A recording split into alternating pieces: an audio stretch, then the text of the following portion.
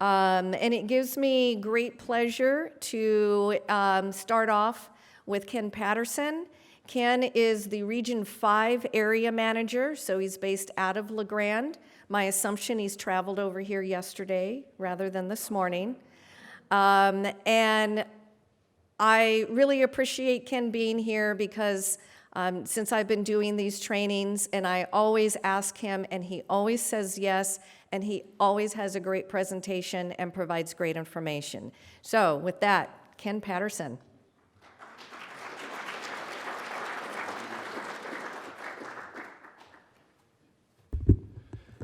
Okay, so I didn't partake in the introduction earlier just because I knew I'd be up here.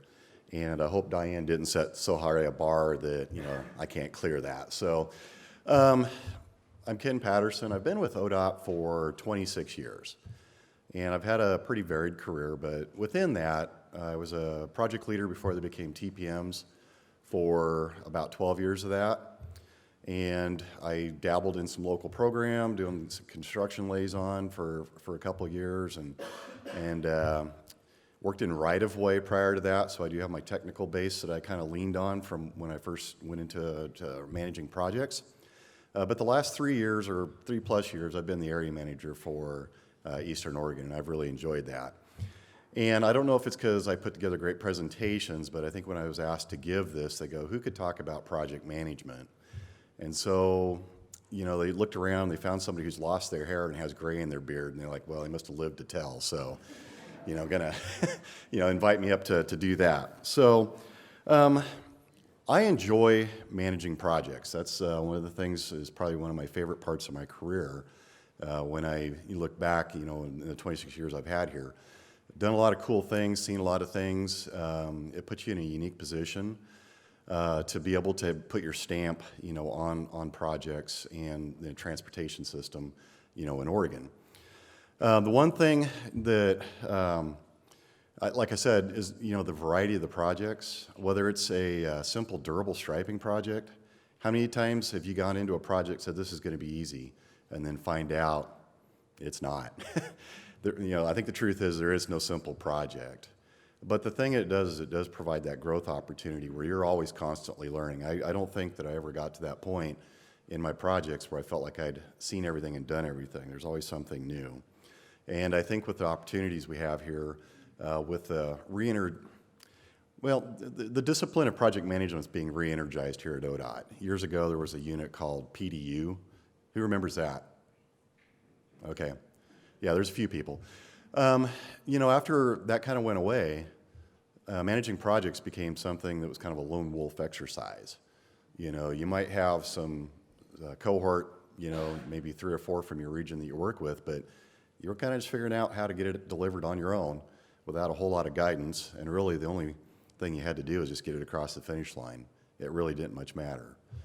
That has changed now. With the expectations of House Bill 2017, the legislature, well, I guess let me back up. The legislature over time has taken a more active role in developing our transportation program in Oregon. When it started with OTIA and JTA, they started naming projects.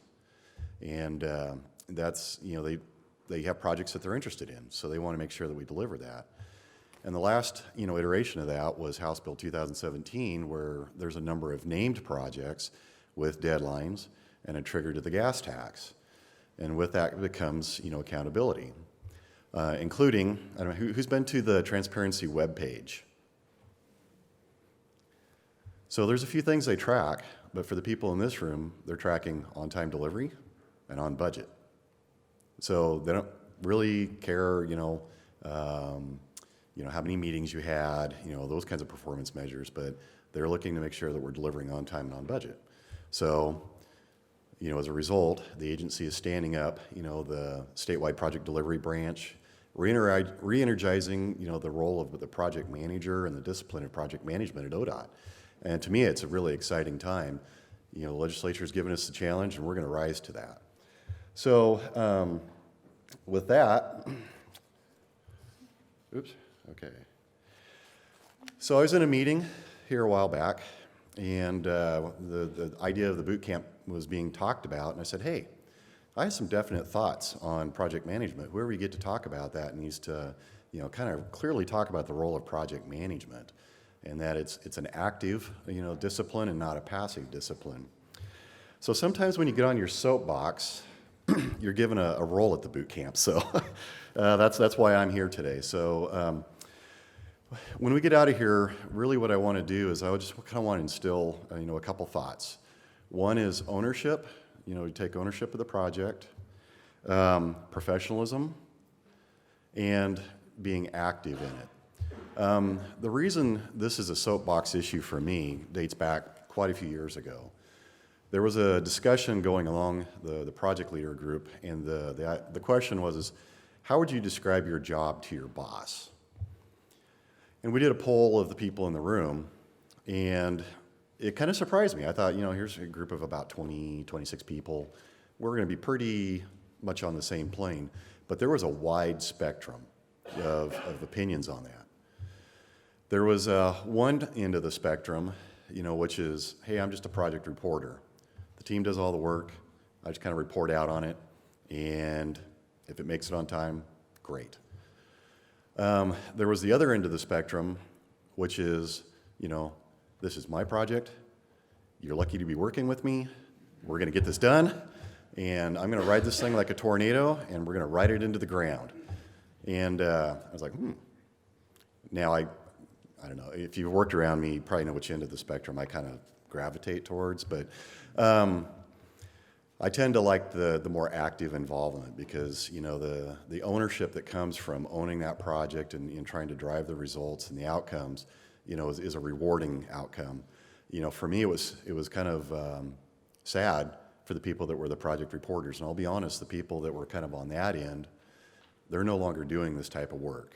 I mean, there's challenges in delivering projects. Nothing goes easy. And if you're just kind of along for the ride, there's no benefit in there for you. You're not going to stay with it. So when this became a soapbox opportunity for me is, I thought, well, if I can come and talk to this cohort, of project managers here at ODOT and kind of instill that ownership and that responsibility, then I'll feel like, I'm getting heard and hopefully putting people, in the right mindset for, delivering projects here, for us. So project management, your role as a project manager, it really is not a short period of time.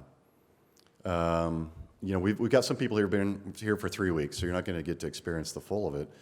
But, like Jeff back there, or, me back before I moved here, you could be on a project for quite a long time. One of my projects I got when I first started as a PL, and you'll probably laugh at the absurdity of it now, but I was given $300,000 to replace a large, reinforced box culvert under the freeway in Ladd Canyon with about 30 feet of fill on a fish-bearing stream. Turned out Fish and Wildlife thought that would be about a $10 million project, and I had $300,000. So anyways, that thing kicked around for a long time, and it's finally under construction now. So I had it for 12 years, and then Sean Maloney brought it home 2 years ago, got it bid, and so it's out the door. But you can have a project for a long time, and you're the person who knows everything about that project, and that becomes something that you really own. The other way you can own a project for a long time is through scoping. We're getting to the tail end of this. Well, we're done scoping. Now it's being programmed. It's over here with our STIP folks going into STIP FP, and then we're going to go and do our public involvement. But, if you've gone out and scoped a project, you got 2 years invested in that by the time, it gets adopted, and you could have another 3 or 4 years before you actually build it. And so you own that for a long time. Sometimes you get what I call the ram and jam project. Maintenance has a little bit of money left at the end of the biennium. It's the 1st of May. They've just realized this. And needs to be spent by the 1st of June or end of June. So, you're going to be collapsing things, so you don't really own that project for that long. but projects, you get your portfolio and you take a strong ownership of them. So over here, on the life cycle, sometimes, these projects, as a project manager, if you've been around for a while, you kind of know what the transportation needs are. You've been working with your district managers, you've been working with the region manager, area manager, and you know where the problems are on the project, or on the system. One of the things I've found, after a number of years, is you can have a lot of influence in trying to, or in projects that hit the system. And I've had some over the years where that there's a problem, but because you've had your ear to the ground and there's a funding program coming, say for freight, or there's a mod program coming, you can take those projects you looked at in the past and get them onto the STIP, by working with your area manager, and take that through STIP development and get that developed and bid and sent to construction. That could be a 10-year process. Lad Canyon was kind of that way for me. So you're going to take it through planning. You're going to be out there leading the scoping teams. As a project manager, you're going to be the person that has probably the clearest vision of what that project looks like. You're going to have the business case, from whoever wrote it, whether it's the pavement section or a district manager somewhere. You've done the homework, and you're going to be that source of truth for that project. You're going to be the one who's leading that through the scoping process and getting that into a developed project that makes its way into the STIP. So after it's made its way into the STIP, it can sit there for a year or two, or you may be one of these ones that you start off immediately. And then, as you move your way through the racetrack, you're going to go through project initiation and, design initiation and, your preliminary plans and advanced plans, everything that everybody's going to be talking about later. And you're going to own that until you hand that off to construction, but you're not completely clean. When it goes to construction, you're still going to have that history of what the intent of the project was and, what we're trying to accomplish out of it, and also why we did what we did and why we didn't do what we did. And so being able to be a resource to construction, during that period of time is another valuable role that you're going to have. So, when I first started out as a PL, I thought, well, this is a pretty cush deal. You're going to jump into it, you're going to have it for about a year, and then you're done, in and out. Good for an ADD person like me. But I didn't realize it was going to be a really long-term investment when you get into it and try to do it right.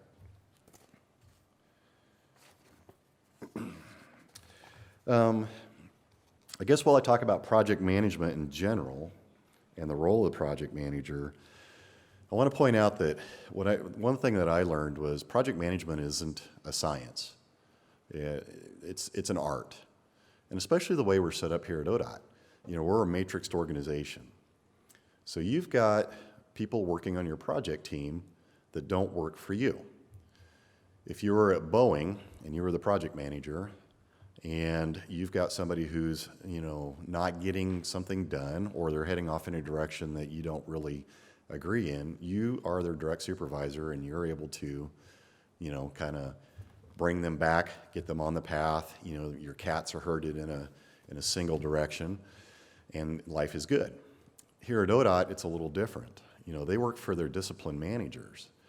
And as we get to talking a little bit more about project management, there's some challenges in that, because at the end of the day, we'll talk about this too, you own the scope, schedule, budget, and risk management.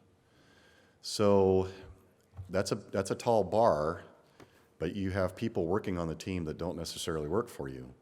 So you have to practice your arts of, working with people, motivating them, and getting them going in the same direction when they really don't have to. If they want to drag their feet, it becomes a challenge. You don't have that positional authority to make that happen. If you're managing a consultant, that relationship changes a little bit because you do have a contract at that point. But that, even then, is a little bit harder to do. Some of the challenges I've had with that, consultant based here in Salem, will be 306 miles away from me. It's not just as easy as walking down the hall and, trying to reprioritize, priorities as best you can for them. So anyways, when you approach project management, try to treat it as an art and not a science. We're doing a lot of things here, in ODOT, around putting, some processes in place, around workflow in project-wise, and, different processes and moving change management along. But at the end, those are processes, and it's really going to just be, your personal skills and your ability to motivate your team that's actually going to make a project successful. So as we move on to the role of the project manager, and I'm sure there's many more, that folks have been doing this for a long time, could jump in and add to, but first and foremost, this is kind of my deal. My first thing is you're there to fight project entropy. And if you remember the second law of thermodynamics, everything leads to entropy, right? So it leads to randomness. Your job is to pull it back together and make sure it's moving in the direction that the project needs to go. So that's, I think, my guiding principle when it comes to project management. And when you're a project manager, you're fighting the project entropy, because when left to itself, it's going to fall apart. So these are kind of just in random order here. Since the area owns and the region own the project delivery, that means we own the scope, the schedule, the budget, and now the risk management. We always have, but we're being more intentional about the risk management. So what I mean by that is, when it's all said and done, when you look at the performance measures, the region managers, the area managers, the agency, we're getting measured on how well we deliver our projects. And, there's always got to be somebody who's responsible for that, and that's going to be the region and the areas. And you, as the project managers, get to experience that level of responsibility too, because you're the arm of the area that makes project delivery, stay on track, make sure that the projects are going the direction they need to be. You're the ones who are working to make sure they stay on budget and on schedule and on scope. So that's kind of a tall order, but it's a rewarding one when it all comes together.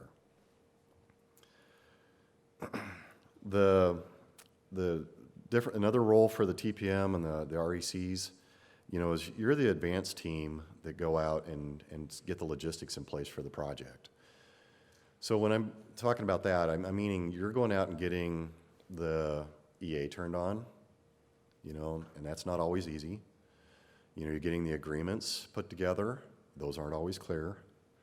You're out there getting the resources pulled together, trying to balance that and make sure you've got the right people in place. And then if you have either gaps in the resourcing or it's an outsourced project, you're getting the contracts in place. That's a lot of lead work that needs to happen before you turn on the rest of the project team. The TPMs and the RECs, you guys are the project troubleshooters. A lot of times, when things come up on projects, somebody goes, hey, we're out of money, and they walk away. Or, hey, we just ran into an endangered plant. Or, hey, we've got so much geotechnical work going on around the state now that we can't get anybody to drill this. What do you want to do? So you guys get to be that front line of solving problems. So if you're one of those people that liked MacGyver, I don't know, maybe that's too old for everybody here, but I don't know. Does anybody remember MacGyver? Okay, all right, okay. So you're going to MacGyver these projects, right? You're going to try to, take your bubble gum and a pocket knife and a piece of wire and build a jet engine and try to get the project back on track. So you have to be somebody who likes that kind of challenge, and you have to be somebody who can see through the issue and try to get to the goal without necessarily getting hung up on what the problem is. And so that's why I think the project managers, you have to be somebody who's a good troubleshooter. The next bullet up here is one that I take really personal, and it goes to the ownership of the project. Hopefully, if we get done here, you understand my deal is I want you guys to own your projects. And this is part of it. You guys are the public face of your projects. Sometimes when we have projects that are super cool, kind of exciting, I've had some that, were new technology that we haven't used anywhere in the state, lots of opportunities to go talk to different groups. You might have, maybe an electrical engineer that wants to go out and go talk to the Rotary Club, or you might have, someone who's, a roadway designer that wants to go talk to the, local chamber of commerce or the area commission, and that's all fine. But for me, I think that the project manager needs to be right there. It's your project. You set the plate and set the tone for that project, and to be able to convey that message, you need to be the person out there, because you've got you need to be the person leading that discussion, because you know the overall project. You understand the constraints, you understand what we're trying to accomplish, and you're the one who can best convey that to the public. And so when I say you're the public face of the project, I take that really seriously. That's, it's hard work that you guys are working on, and you need to be there. That doesn't mean, you're a project control freak. When I've had projects that have some good, juju that you want to kind of share with the community, I make sure that I've brought other people along. So if it's a particularly challenging fish passage project, bring the biologist out, let them, be talking to the reporter, make sure that they get their day in the sun. But really, when it comes to controlling the messaging of the project and making sure that the project's got its best foot going in the public, it needs to be something that you're driving. And along that lines, the project manager is the compass of the team. A project can really spin in a lot of different directions, and it takes someone who can continue to keep that on track. Because there might be an interesting challenge over here you might go take a look at, or you might want to add something over there, but it's going to be your job as the project manager to find true north on the project and keep the project team going in that same direction. Okay, so I've kind of told you what you need to do as a project manager and what I think is important as a project manager. So what types of people make good project managers? So, I guess if I was to raise, have to raise your hand, how many people like to know how things work? Okay, yes, yeah. And I bet your parents did too when you took the toaster apart and, the lawnmower and didn't get it back together, but, project managers and engineers probably destroyed a lot of things when they were young. You need to have the ability to organize and delegate. And it doesn't mean you have to have a clean desk. I saw a saying one time that says, if a cluttered desk is a sign of a cluttered mind, what's an empty desk mean? I tend to have a cluttered desk, so I relate to that. You need to have flexibility and wits. How many times have you been presented with a challenging question at a public meeting? Okay. You need to be able to, think on your feet a little bit. Sometimes you get challenged at a project team meeting. Somebody says, what was the region manager thinking? Never the area manager. They never question the area manager. But what was the region manager thinking when they said, put this project together? Why would we do this? Blah, blah, blah. You have to be able to be, diplomatic, and think on your feet a little bit and be able to steer that conversation. So, that flexibility and wits, that comes into play. And the other part of flexibility is you might have, as much as I've been saying, you're true north on the project, you guys are you're driving the project scope, schedule, and budget, sometimes you have to be flexible.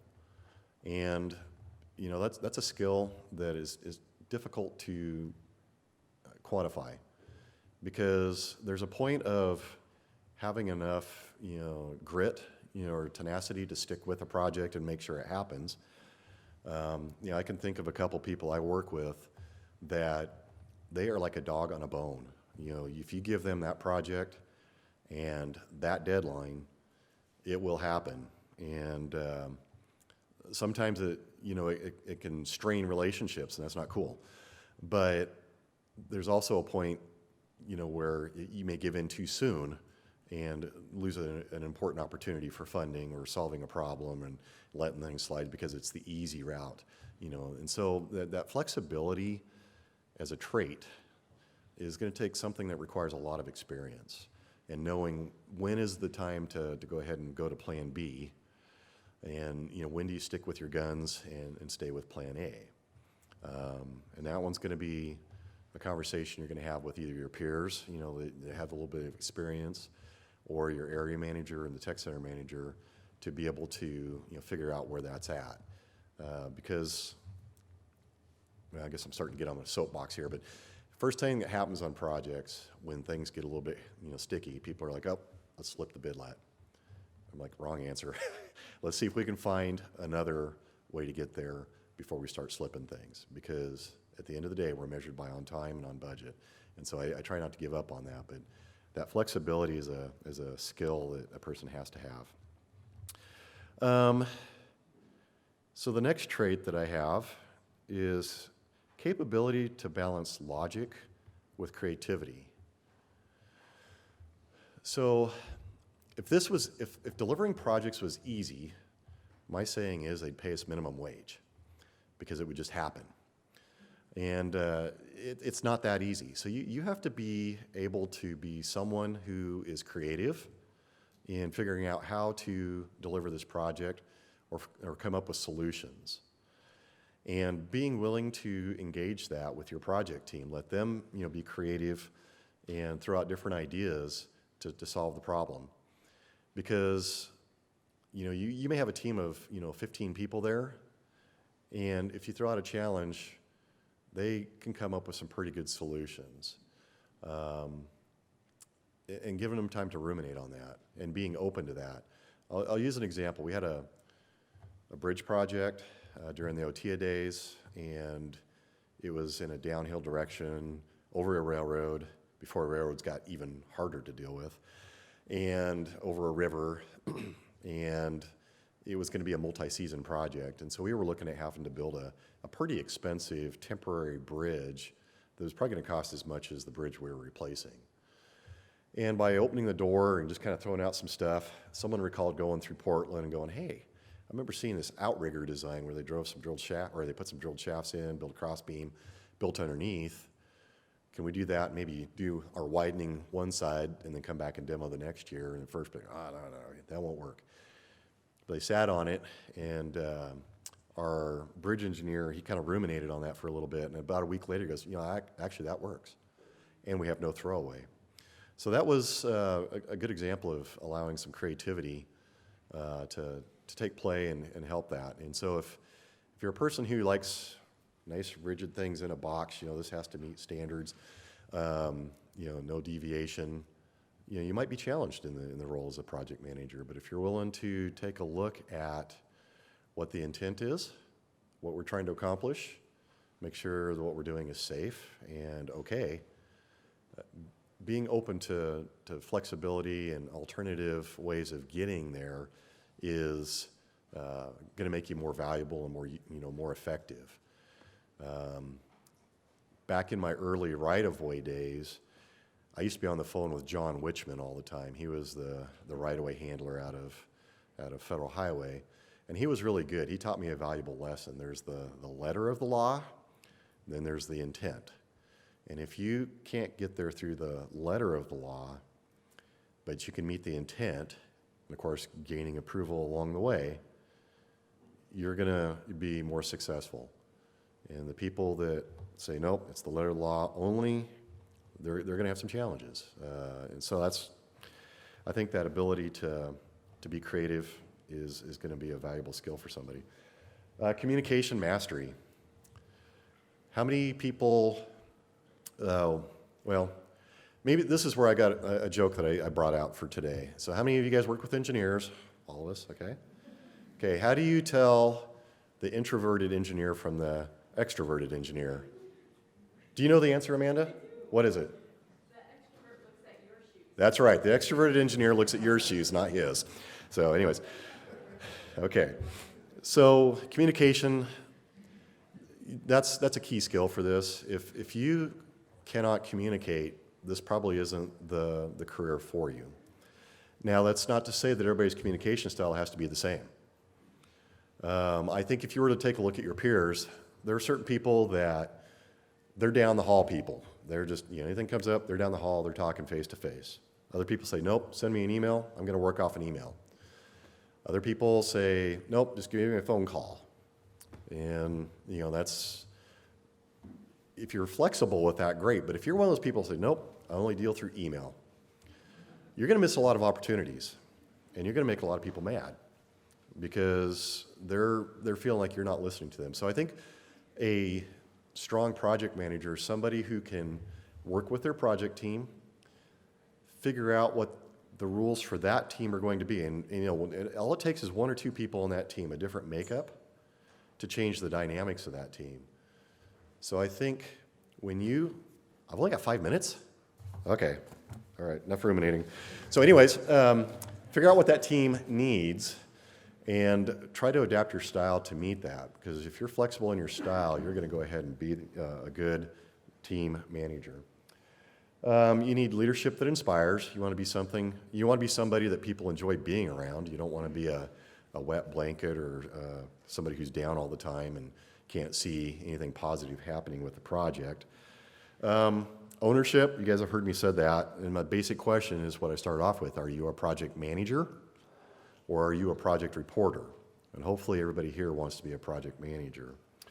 You need to be somebody who's resourceful, someone who gets results, and someone who's resilient, because there are a number of setbacks when it comes to delivering a project.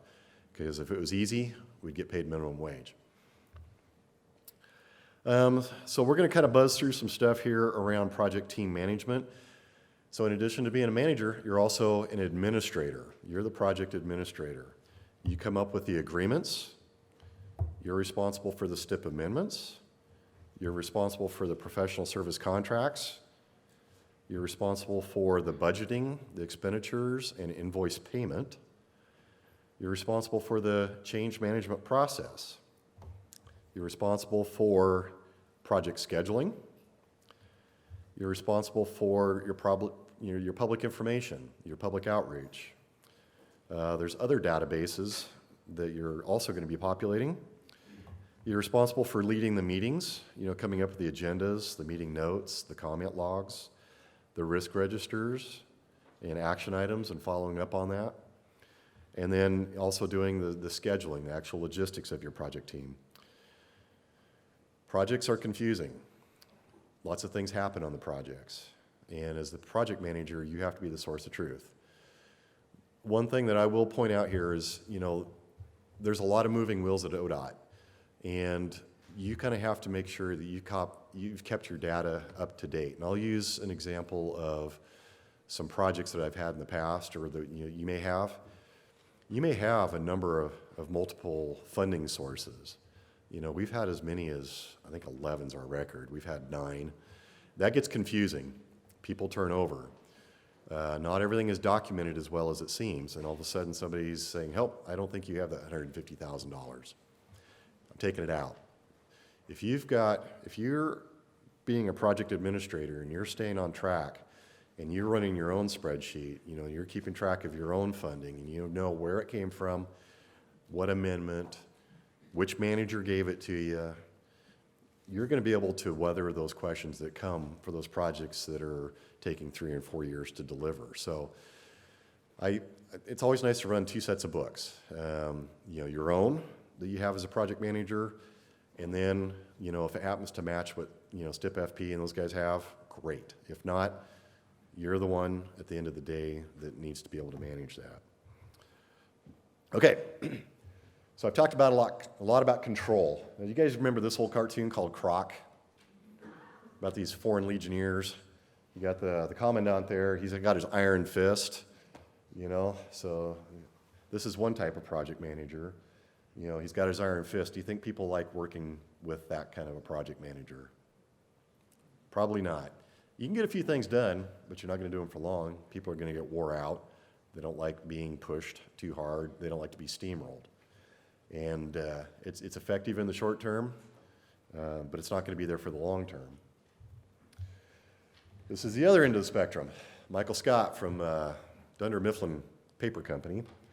Do you think he's a good manager? Project manager? No, he's pretty clueless. Tone deaf, doesn't read his team very well, I don't think his managers even particularly like him that much. He causes a lot of headaches. He could benefit from being a little more organized. So I guess the question I'd have for you is, what kind of project manager do you want to be? Do you want to be somebody who's like Croc with his iron fist, walking around and thumping people on the head? Or do you want to be somebody who's, kind of like this guy here, kind of lovable, kind of annoying, but doesn't get a whole lot done? I think the right place to be, with the project management here at ODOT is that you take an active role in managing your projects where you personally own them. And that we deliver them, with professionalism, and that people look to ODOT, whether it's internal or external, and know that they're being led by someone who's competent and engaged in the issues, has a strong, handle on the financials. They've got a good handle on the public outreach. They know what's going on with the team, and they've been talking to them on a regular basis. And that looks different for each project, but I think if you can kind of come away with that mindset, to me, that's the right type of project manager here at ODOT. So I'm coming towards the end here, and I chose this picture here because, last summer, I got to attend a powwow and bridge dedication at Tamlex up out of Wallala. We were working with the Nez Perce and the Homeland Project on a project that caused me and Mike Berry and Howard Postovit a lot of pain. We had a historic bridge project that was on the local road network, and it was programmed to be replaced without touching the substructure. And of course, there's no plans for the substructure. We have no idea what foundation's there. We're not even sure where this bridge came from. We thought it came from the Nestucca River near Tillamook, and it turned out it was actually something else. But Federal Highway said, oh, this is a very interesting bridge. We're going to declare it historic. Of course we did. And I had a nifty little plan. I was going to pay somebody $26,000 to haul it off and make good use of it. Federal Highway's like, nope. This is a really cool bridge. You're going to put it back in service someplace. And that became a real problem for us. And we had to put it back in service, built another set of foundation, for the bridge in Wallowa. We transported it. The process of getting through the historic clearances on it was really painful and time-consuming. The cost went through the roof. We were just going to munch this bridge up and be done with it because it wasn't the most special bridge. There was another one just like it on private property, about 30 miles away. But we were given that direction. So, project came in way over budget. We bid it. The bids were really high. We went back, redesigned it to drop the cost out of it. The consultant was actually pretty good, but they did charge us for their time. But when it was all said and done, we got that bridge put up. They built this, or we put this up between the powwow grounds, which is the historic, it's the Homeland Project for the Nez Perce. If you recall your Oregon history, the Nez Perce drove out of the Wallowa Valley and up into Washington and Colville, in Idaho. And so this is their place to come back to each year, have a powwow, and they have a celebration each year for about a week. We built this bridge across the river, and it was a really nice bridging of the community and the native population that lived there before them. And we had a great ceremony dedicating the bridge, from the 3 different tribes that they have interest in that area and then stuck around for the powwow. So I guess my point of this whole thing is it was a very frustrating project, and I could have walked away with a very frustrating experience. But in the end, I had a really neat experience during the dedication and got to see the rewards of that work. And I wouldn't have got that if I was the right-of-way person or if I was the bridge designer. But as the project manager, I got to see all of the challenges then when they came together for a solution that worked out, that meant a lot, and it was super fun. So anyways, that kind of explains that picture there, and my advocation to you that this is a great position to be at ODOT, and it can be very rewarding. And I hope that as you approach this as a career, or continue to, that you continue to take ownership of your projects, make them yours, and experience the rewards of them when they all come together. So with that, I appreciate your time. I hope I've said something that's useful to you. And I've got, is there any time for questions, or one question? Okay, any questions? Did I come off as a control freak? Because I kind of wanted to, but not, Okay, all right, well, thank you. Oh. Don't be bashful. Okay, thank you. Okay.